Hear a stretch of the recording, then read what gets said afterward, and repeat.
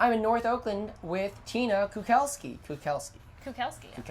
So Tina, tell me what you do here. I am a co-curator for the 2013 Carnegie International, which opens in October of this year. And I've been living here for over 2 years now, working on that project. I have two co-curators, Daniel Bauman and Dan Byers. Oh, wow. And so what are you guys bringing in for this coming year? So, well, for those of you who don't know, the Carnegie International is the oldest international survey of contemporary art at any museum in the world. It was the second oldest exhibition of its kind after the Venice Biennial. And so in that lineage, we bring contemporary art from all over the world. So there are 35 artists from 19 countries that comprise the sort of international component of the exhibition. But this show is a little bit different this time. And there are a couple other parts of the show, which one of them is the playground that you see outside in the plaza.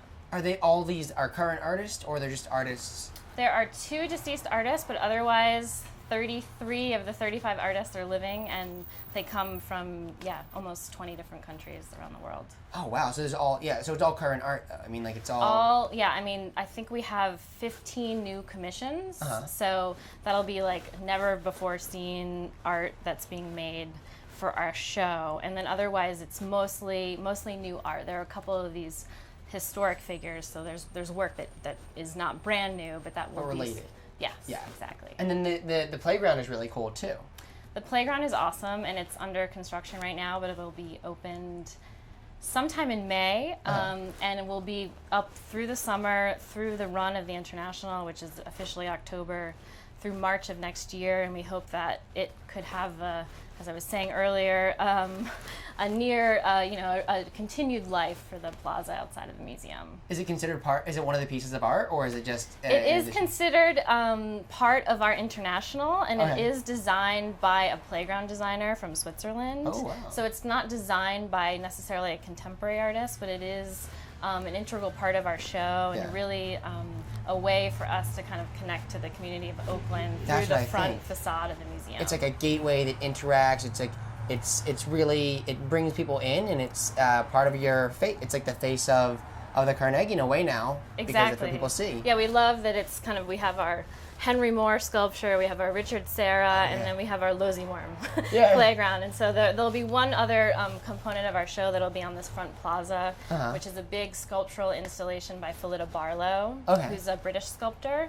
But these 4 components sort of will comprise the kind of front-facing look of the 2013 Carnegie International. I guess that brings me to my next portion, is how does what is the front-facing, and you can interpret this however you want. What is the front-facing, I guess, part of the Carnegie? How does it interact with the community, the North Oakland community, and just the community at large? Right. Well, it's been here since it opened, essentially, in the late 19th century.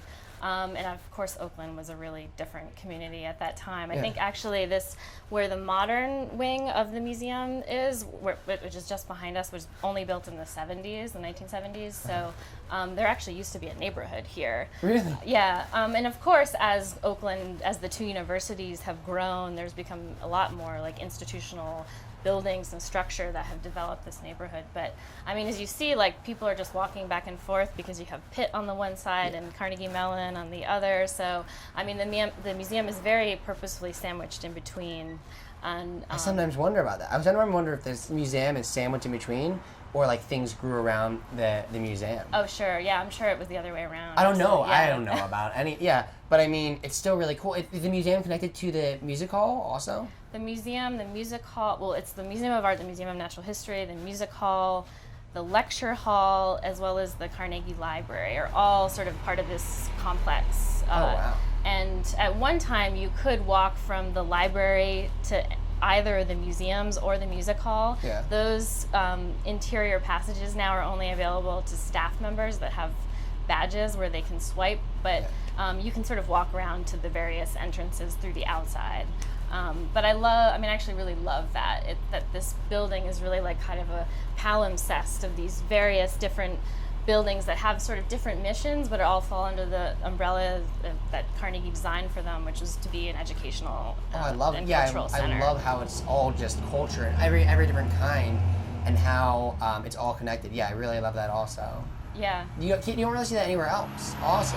I actually, that's pretty true, especially not in this country. It seems a very 19th century model, you know, that the idea that people would go to one place and they want to get everything there. They want to be able to take out their books. Like a they mall. want to be able to see art. Yeah, exactly. There's like a big box store of everything you would want culturally. This is the 19th century version of a mall. Yeah, I'm surprised it hasn't caught on. Yeah, this idea, but yeah, well, obviously it required a lot of resources and a lot of wealth at the time in order to build it, and we're, you know, all the beneficiaries of that legacy, and you know, the fact that these walls are still standing is really kind of incredible. Oh yeah. And do you get a lot of students coming in here? We do, I think, yeah, and I hopefully more for the international. I believe that because we'll be showing contemporary art, you know, new idea that then brings in new ideas and new, you know, modes of communication, that I think that the university students would be even more attracted in the next couple months. And hopefully, you know, the playground's not just for kids. Yeah. I mean, not just for young children, but, you know, also college students and and adults too. Yeah. That is awesome. I felt like I wanted to ask, and I was like, as far as I know, it's not like a New York City playground where you have to, you know, have a child in order to enter. I mean, it is kind of a multi-use space. Good. Well, then I'll definitely check it out. Yeah. I will definitely use that playground. But I guess also tell me about how you found the Carnegie, or maybe the Carnegie found you. Yeah, Lynn Zolovansky, who's our director of the Museum of Art, approached me almost 3 years ago now. She was also a new implant to Pittsburgh. She had gone to Carnegie Mellon, but she was living in New York and LA for a long time, and then came back to Pittsburgh with her husband, and she was thinking about her first international, which is this upcoming international. Yeah. They usually run every 4 to 5 years, so the last one was in 2008. Oh. So Lynn came on, and she was thinking about what she wanted to do for this show, and she wanted, in effect, to assemble a group of people. So me, Daniel, and Dan were brought together through Lynn, and that's how I came to the Carnegie. Yeah. I used to work at the Whitney Museum in New York, and I worked with a lot of emerging and young artists, especially based in the U.S., New York and L.A., and since then have had much more of an international focus through working on this show with my colleagues. How do you think that the international is going to change from the last time that it happened till this time? Well, I think that the idea that our show has many different parts is quite different than the last show. It does include sort of, in effect, what you would expect out of the show, which was a broad swath of contemporary artists working today from all different parts of the world.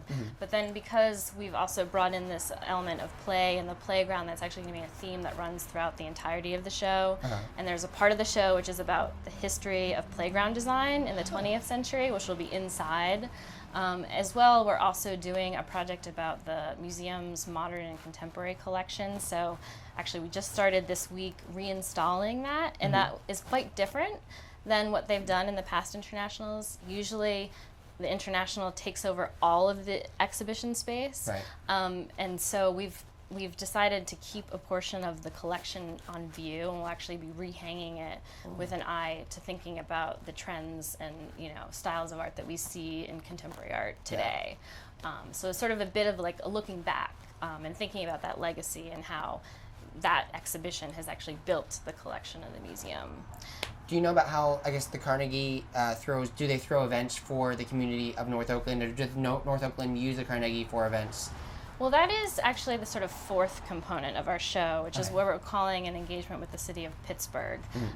When we started to think about what that idea meant, we thought, okay, we have this sort of stronghold in relationships with North Oakland and the universities, and people more or less, you know that we're here, but how can we kind of like extend our reach to other neighborhoods? So one of the things we did is we got an apartment in Lawrenceville, in Lawrenceville neighborhood. I don't know if you guys have been there yet, but we have an apartment space on 44th Street in Lawrenceville where we've been renting for the past almost 2 years now, and we host artist talks and performances and film screenings and just lectures in general. And that's sort of a way for us to kind of build a bit of a community in another neighborhood, a community that eventually we expect will bring back to this museum when the international